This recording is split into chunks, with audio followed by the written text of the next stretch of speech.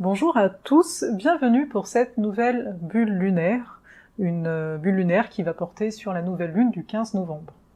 Avant ça, vous en avez l'habitude, je vais vous donner un peu des informations par rapport à qu'est-ce qui se passe pour ce mois de novembre. Notamment, en date du 19 novembre, il y aura un recalibrage stellaire de l'élément eau. Donc si vous désirez vous y inscrire, c'est un soin à distance sur participation volontaire, n'hésitez pas, je vous mets le lien. Aussi, je voulais remercier ceux qui ont déjà rempli le formulaire que j'avais mis en ligne lors d'un live. Ce formulaire parle du Coven Eternalis. Si vous ne voyez pas ce que c'est, je vous remets le lien. En fait, le but sera de créer un espace, donc ici virtuel, où je vais venir approfondir des choses que je viens partager ici dans les vidéos. Et dans ce formulaire, je vous demande un peu qu'est-ce que vous entrevoyez, qu'est-ce qui vous ferait plaisir quelque part au cœur de ce coven, de cet espace de partage. Donc, voilà. Dernière chose, et vous voyez ici, je parle vite, histoire que, une fois que c'est dit, vous êtes informés, et on passe à la carte de la nouvelle lune. De façon très exceptionnelle, je vous propose ce que j'ai appelé l'oracle d'Héraclion. Donc en fait, c'est des consultations individuelles ici, sous un format particulier. Voilà, donc je vous en dis pas plus. Si ça vous intéresse d'avoir des éclaircissements à partir de votre carte de naissance et d'un tirage de cartes, allez voir ça. Les places sont toujours limitées parce que je prends très peu de personnes en individuel. Voilà, je vous en dis pas plus. Si vous êtes dans l'infolettre, vous êtes déjà au courant, et sinon, vous allez découvrir tout ça. Maintenant, passons aux choses sérieuses. Alors, je peux pas tirer plus que ça, il y a mon ordinateur ici, mais il est en train de charger, donc je peux pas le tirer plus. Donc j'observe la carte, je la découvre avec vous. Donc, on a ici le soleil et la lune en Scorpion. Donc on va déjà commencer par là. Vous devez vous souvenir de la dernière pleine lune, qui était pas mal intense en termes d'énergie, qui correspondait d'ailleurs avec la date finalement le début en tout cas du confinement en France.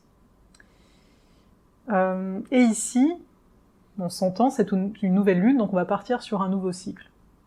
Tandis que la pleine lune nous met en avant quelque chose en particulier, nous met en lumière.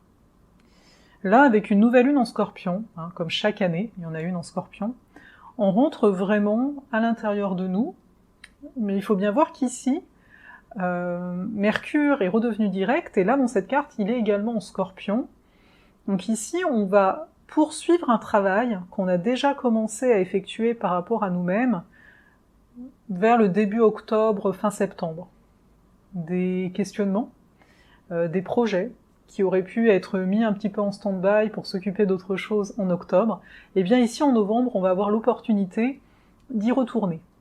Mais c'est donc une nouvelle lune. Il faut voir qu'en nouvelle lune, on a comme une graine, et on ne sait pas encore qu'est-ce qu'elle va donner. Cette graine ici, nouvelle lune en Scorpion, elle aimerait, en termes de potentialité, nous offrir une certaine vérité, la nôtre, bien entendu, parce qu'on va aller au cœur de nous, également de nous montrer, pour trouver notre vérité, c'est de voir de quoi on a peur. C'est aussi, vous vous rappelez du titre de la dernière pleine lune, finalement la peur de vivre. Ici, c'est de voir, mais c'est quoi réellement vivre pour moi? C'est quoi qui est essentiel pour moi? Et de quoi j'ai fondamentalement besoin? La lune nous parle notamment de ces besoins, et nous parle de nos peurs. Et avec une lune en Scorpion, on peut voir qu'on est comme accroché à ce qui, ici ça va être différent en fonction de chacun de nous, à ce qui nous paraît vital.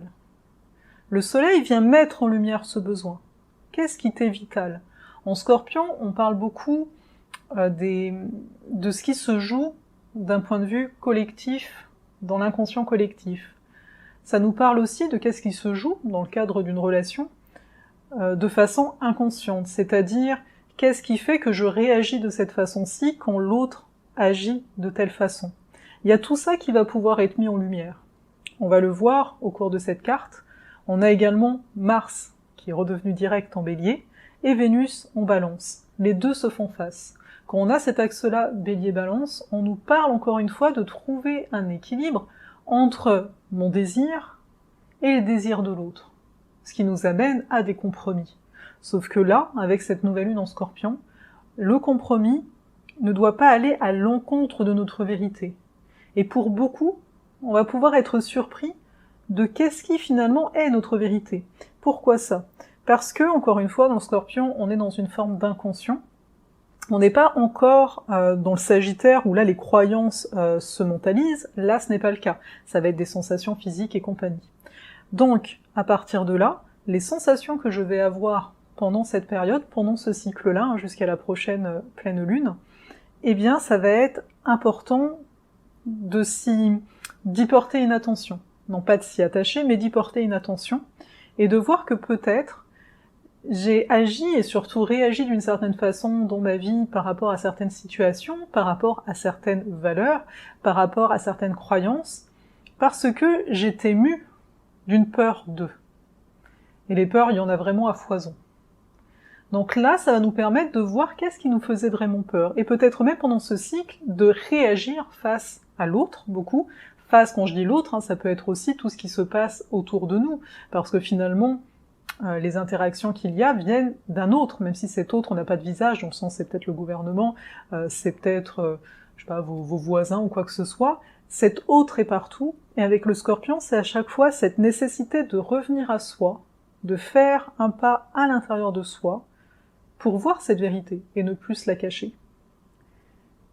Dans cette carte, on a également Neptune qui est en trigone avec le Soleil et la Lune. Neptune qui est toujours en Poisson. Donc Neptune, elle est chez elle. Le fait d'avoir ce trigone-là apporte deux choses. D'un côté, il y a comme peut-être une foi qui va pouvoir se renouveler chez certains d'entre nous. Donc d'avoir plus de foi, d'avoir une certaine inspiration. Et l'inspiration, elle est différente ici de l'intuition, parce que l'inspiration vient de l'extérieur de nous, quelque part. C'est-à-dire, ok, j'ai eu l'inspiration, j'ai fait ça, et il n'y a pas vraiment eu mon filtre à moi. Tandis que l'intuition passe par nos filtres. L'intuition vient de l'intérieur, donc on a énormément de filtres, et là, avec cette énergie Scorpion, c'est d'aller au-delà de ces filtres. Donc là, le fait que Neptune soit en aspect comme ça au Soleil et à la Lune, qu'elle marque cette phase de nouvelle Lune, nous montre bien qu'on veut transcender ce qu'on a toujours cru être vrai jusqu'à présent. Donc, on pourrait dire, c'est intéressant de voir qu'est-ce qui vous inspire. Même si pour l'instant, vous ne voyez pas forcément la forme que cela pourrait avoir dans votre quotidien, qu'est-ce qui vous inspire, en fait, à vous lever le matin, à faire le métier que vous faites actuellement. Il y a une recherche avec Neptune de toucher à quelque chose qui est plus grand que nous, et par là même à se relier les uns aux autres. Donc, au lieu d'être dans la séparation, qui est, on va dire, une des bases qui fait qu'on ne se sent pas bien, on peut se sentir séparé de nous également, c'est de trouver comment je vais pouvoir unir. D'où le fait, encore une fois, qu'on va regarder à travers cette phase de nouvelle lune, on va regarder ce qui a tendance à nous faire réagir et de voir que cette réaction, finalement, ce schéma qui a l'air de se répéter à travers telle et telle situation, ou telle et telle personne, eh bien, nous amène à nous séparer de l'autre, mais aussi de nous, parce que nous ne sommes pas ces réactions, nous ne sommes pas ces émotions. Donc la présence de Neptune nous indique une force possible qui va nous permettre de trouver une unité. Et en termes de ligne d'horizon, de ligne de mire, pour se faire guider à travers ce cycle, c'est voir est-ce que cet acte-là m'unit davantage à moi, et pourquoi pas aussi à l'autre, encore une fois on va le voir, l'axe Bélier-Balance c'est là, il y a quand même en arrière-fond une envie de s'unir à l'autre, d'être en harmonie avec l'autre, et donc de voir à quel point cette réaction-là m'amène à me séparer de l'autre, peut me donner la sensation d'être uni en moi, mais en sentant, si en arrière-fond de cette union en soi, il y a de la froideur, il y a de la colère, il y a de la tristesse, il y a de la déception, de la frustration, ce que vous voulez, d'émotions qui grondent, eh bien je ne suis pas uni à moi. Je ne suis toujours pas en contact à moi.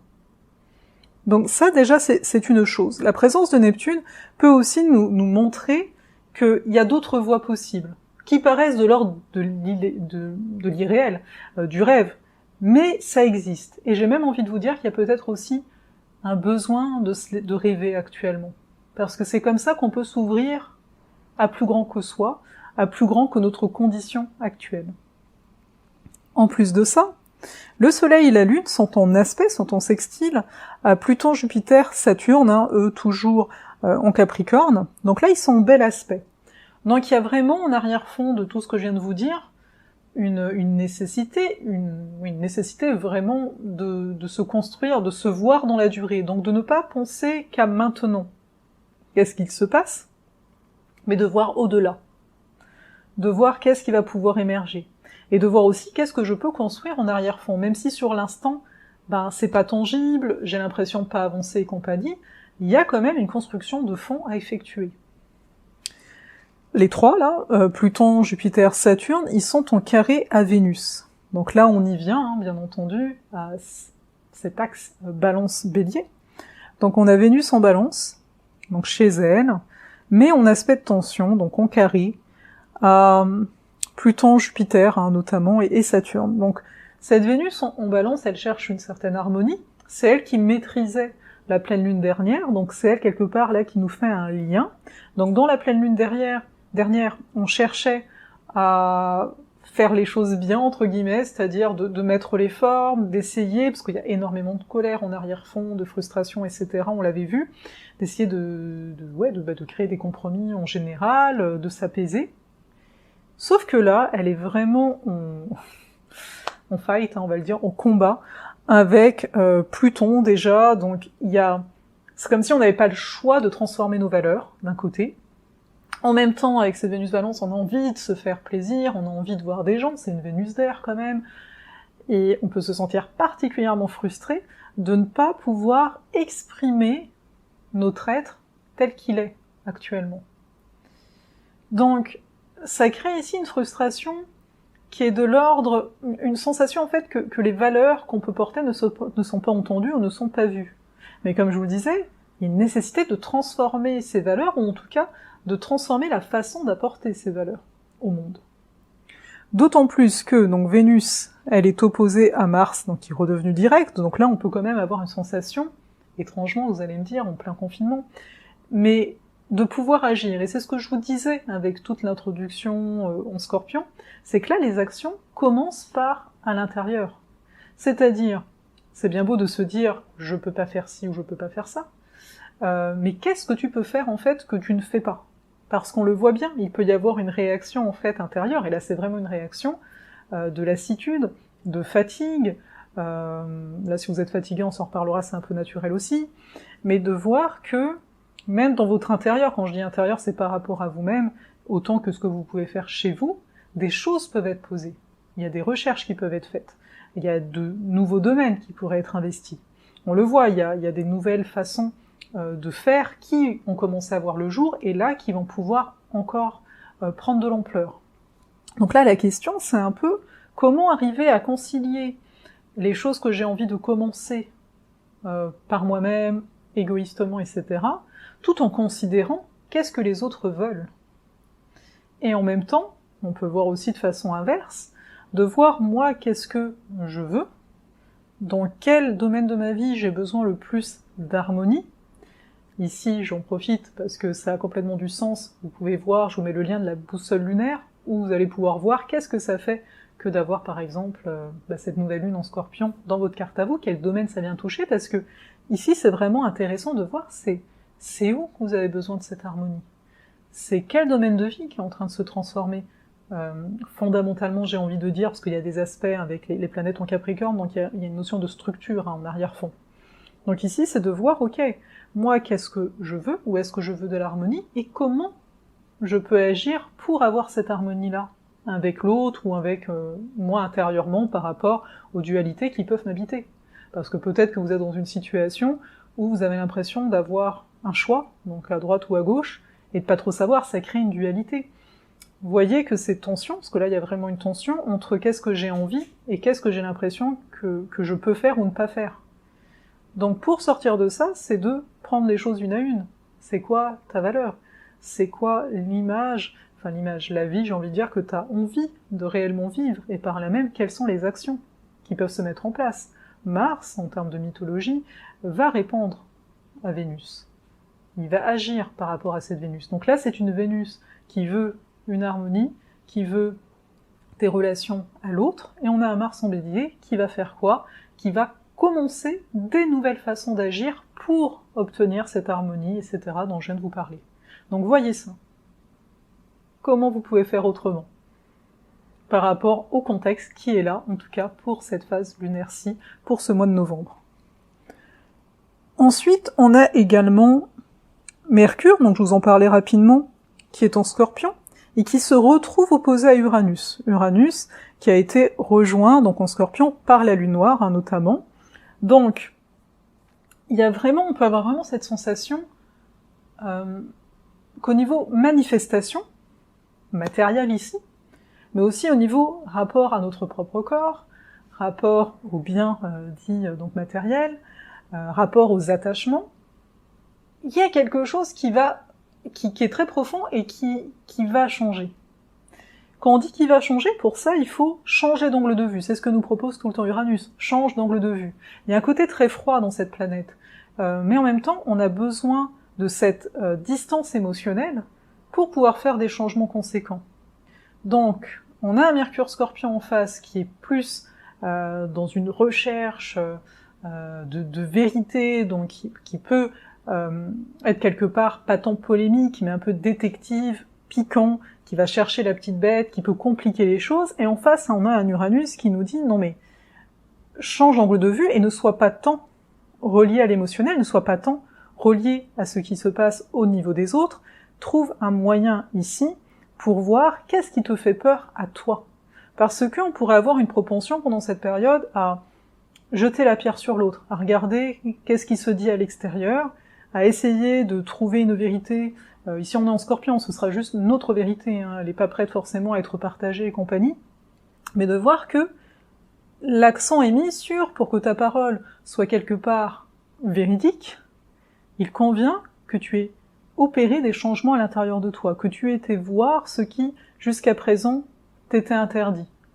Et encore une fois, ça va toucher tout ce qui est en lien à la matière, donc ça peut aussi toucher l'argent, ça peut toucher vos valeurs. Ici, on fait un clin d'œil à Vénus, hein. Encore une fois, les deux ici sont reliés en termes d'énergie, le taureau et Vénus, et on a toujours, en fait, en arrière-fond, un fort désir d'harmonie.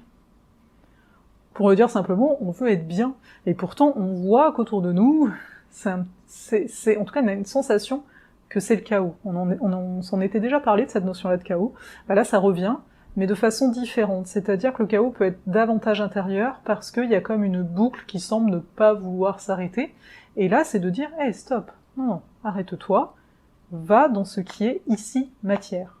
Ce qui, on dit les plaisirs simples par exemple, de revenir aussi à ces plaisirs simples, de voir que peut-être des fois c'est nous qui nous compliquons la réalité, mais qu'il y a toujours des solutions, si on change d'angle de vue, il y a toujours des solutions pour retrouver un ancrage, pour retrouver une base.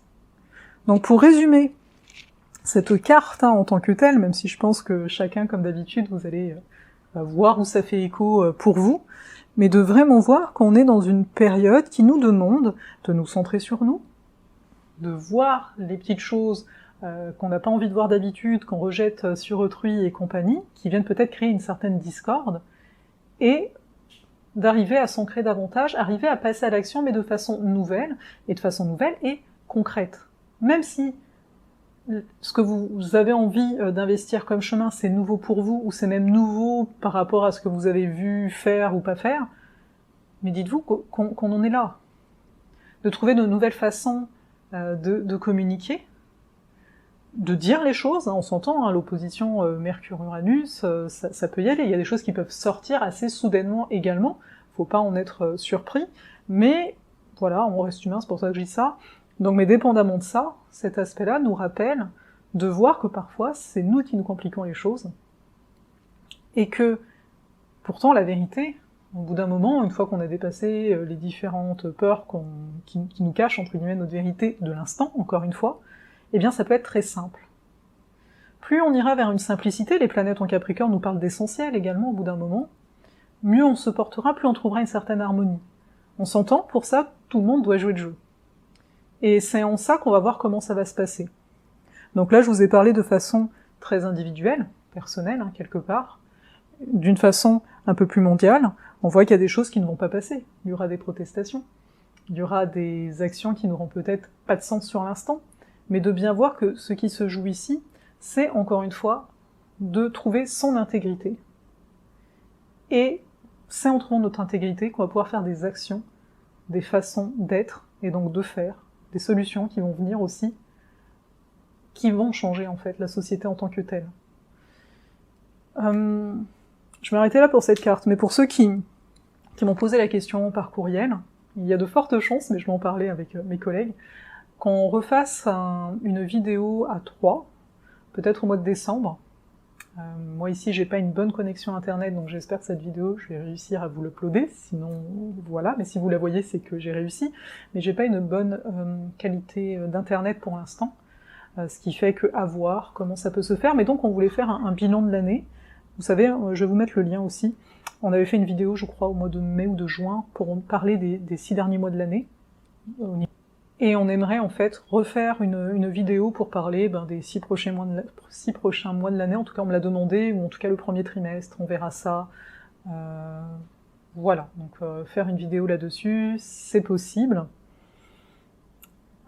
Parce que oui, là ce qui se passe, ça va durer encore un moment, mais je préfère vous en parler avec une vidéo spécialement pour ça. Voilà. Donc là-dessus, je vais vous laisser. Je pense que ça fait beaucoup. C'est une vidéo qui, je crois, plutôt longue, mais c'est ainsi. Des fois, il y a des choses à dire, et puis l'énergie est ainsi, elle demande aussi à être posée, déposée et compagnie. Donc n'hésitez pas à aimer la vidéo, à la partager, à mettre des commentaires, je vous l'ai expliqué déjà, à de nombreuses reprises, mais les algorithmes sont de plus en plus catastrophiques. Voilà, donc n'hésitez pas aussi, si vous êtes sur les réseaux, à agir de la même façon, parce que ça soutient réellement. Après, si vous remplissez les différents formulaires, là, au niveau du Coven, moi ça me fera super plaisir de voir qu'il y a du monde qui est motivé pour ça, de se retrouver tous les mois, pour approfondir les énergies, pour partager sur ce que chacun vit, parce que je pense que on en est là aussi à un moment d'avoir besoin de soutien. On a vraiment beaucoup besoin d'humains. Voici. Donc, peut-être je vous retrouverai sur Instagram ou Facebook, n'hésitez pas à vous abonner également. Et puis après ce petit instant pub, n'est-ce pas? Je vais simplement vous laisser. Donc je vous dis à la prochaine pour la vidéo de pleine lune. Prenez bien soin de vous, et je vous dis un gros merci pour tous vos messages en général que vous me laissez.